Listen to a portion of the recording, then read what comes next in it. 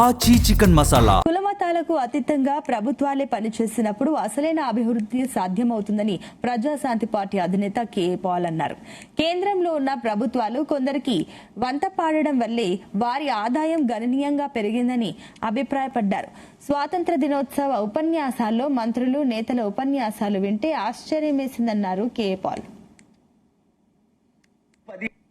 August 15 ప్రధానమంత్రి మంత్రుల speech విని నేను ఆశ్చర్యపోయాను. అబ్బా, ఇండియా ఎంత అభివృద్ధి చెందిందట. 1989లో నేను అమెరికా వచ్చినప్పుడు ఇండియా చైనా జీడిపి సమానంగా ఉండేది దాదాపు. ఇప్పుడు చైనా జీడిపి 21 ట్రిలియన్, మంది అంతా 3-4 ట్రిలియన్.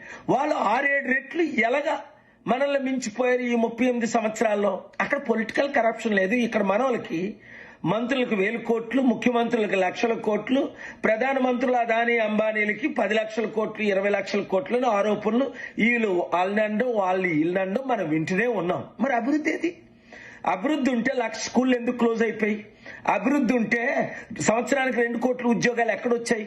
అభివృద్ధి ఉంటే డాలరు, ముఖ్యమంత్రి గారు నన్ను అప్పుడు చంద్రబాబు నాయుడు గారు వీళ్ళు కలిసినప్పుడు 40 రూపాయలు ఉండేదే, ఇప్పుడు $1 96 రూపాయలు ఎలాగైంది? మోదీ గారు నన్ను పిలిచినప్పుడు